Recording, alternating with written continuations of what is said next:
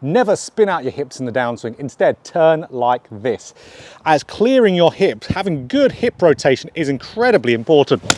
It's something we see all the best players in the world do, and it helps them hugely for great accuracy and effortless distance. But how we see amateur golfers do this move is completely wrong.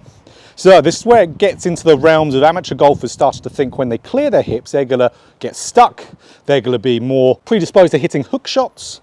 But something that also amateur golfers can do when they try to clear the hips is shank the golf ball. None of that should happen if you're clearing the hips properly, because what we see amateur golfers do is they'll be starting their downswing and immediately they'll be driving the right hip forward, trying to rotate the hips with the right side.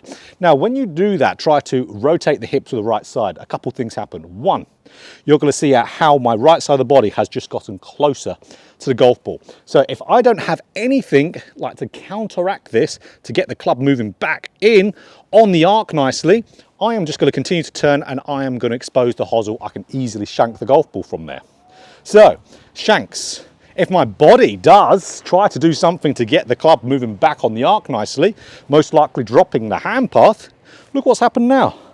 My arms are stuck behind me. So this is where a lot of the golfers believe that clearing the hips makes you stuck with the arms. It doesn't. Only if you're doing it like this, pushing the right hip forward, you're going to get those arms stuck behind you very, very easily. So massively there, huge thing we don't want to do. And what can that cause from there with that stuck position, arms behind? Massive into out path. Once these players have pushed that right hip forward, trying to clear it in that fashion, that will stall out your rotation, moving your pelvis forward. So now you're going to get flippy. There goes the big hook. Let's see if I can get one in there with that technique. Big fat hook shot, as we can see. So terrible, absolutely terrible. We don't see any of the top players in the world clear with the right side. We see them clear with the left side. More than anything, when they start to clear with that left side, they push that back, and as soon as that left hip is pushing back, you can see how the upper body is moving into more flexion. Watch what happens to everything else from there. Left hip goes back, that's going to force upper body to move a little bit down. You can see now what's happened to my right arm. It's moved in front of me. What's happened to my club path? It's now in a nice, good spot. What's happened to my relationship between club and ball line? It's nicely on there. I'm not going to shank the golf ball. So we can see all those problems get fixed if you change how you're viewing turning your hips.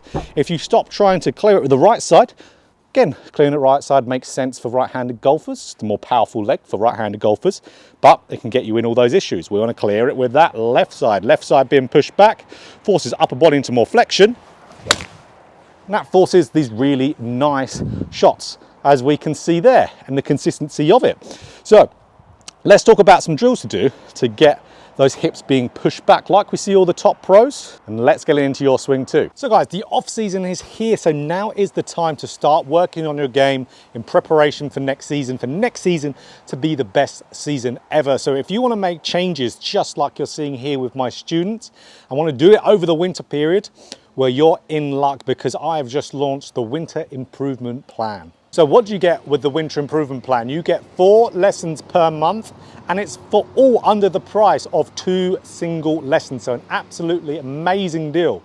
So 4 lessons per month is absolutely perfect for the amount of lessons to have optimal improvement month in, month out. So that's where we can have good interaction, have really keeping you on plan and making sure that we're giving your swing the time and attention it needs to have that massive improvement from off season to in season. So it's an absolute brilliant way to work on your golf swing to get it ready for next season. But any lesson package or subscription on my skill list is absolutely a brilliant way to work on your golf swing. And don't just take my word for it. Here are the testimonials of my students and the massive improvements they've made. So if you want to ask me any questions, you can message me over on my skill list profile, and I'll absolutely answer anything you want. And I'm looking forward to working with you and improving your golf swing. So first drill, get a club, preferably a wedge. I've got my old gap wedge here. So what we want to do here, we want to put that gap wedge underneath our trail heel, so our right foot for a right-handed golfer. Now the shaft, we want to move the shaft here to where it's right behind the left calf. So, okay, what I want to do, I want, as soon as I start that downswing, I want as quickly as I can, really I'd say as soon as I can, I want to hit the shaft that's behind my left leg with my left leg. And I want to keep this club there, the club head, underneath my right heel. So if I can get my left leg hitting that shaft as soon as possible, whilst making sure that's underneath my right foot still, and then release it after impact, I've kept my right hip back, because if my right hip drove forwards, the club's going to fall. And of course, I'm still working on my hip turn because I'm trying to hit the shaft with my left leg. So let's have a look at one here. And we're going to see a much better hip rotation and clearing the hips properly.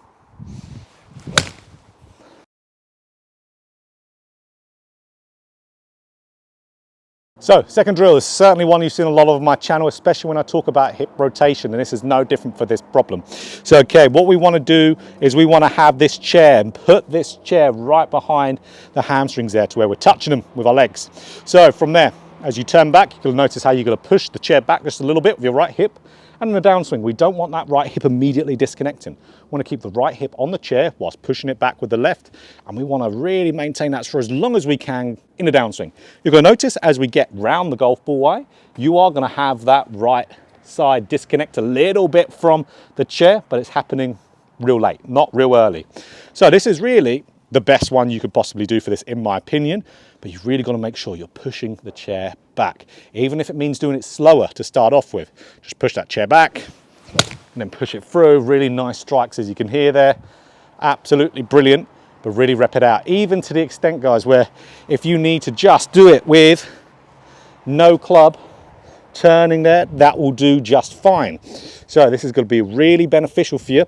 Don't think you're kind of, let's say, too advanced to do a drill like this, even with no club, because we even see best players in the world do similar drills. Rory McIlroy tons of times does a drill where he's just got his hand across the shoulders, really trying to make sure he's turning and tilting.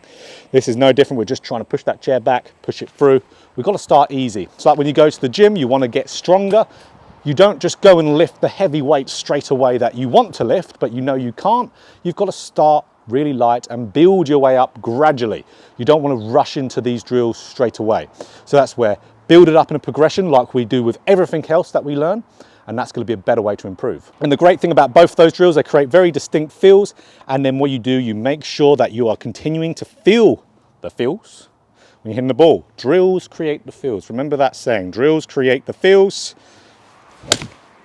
Boom, and then some really nice shots. So absolutely, if there's a routine you can do for this, make sure you're doing, absolutely, let's say you divide your practice session, you hit 100 balls in that practice session. You want to do 10 sets of 10, and you want to make sure that you are doing 7 of the drills, 3 without. 7 of the drills, 3 without. Then repeat that for the entire practice. If you can do that for months, you'll get this nicely into a golf swing, no problem. Stay committed to it, stay consistent, and you're going to get there. So never spin out the hips like we talked about.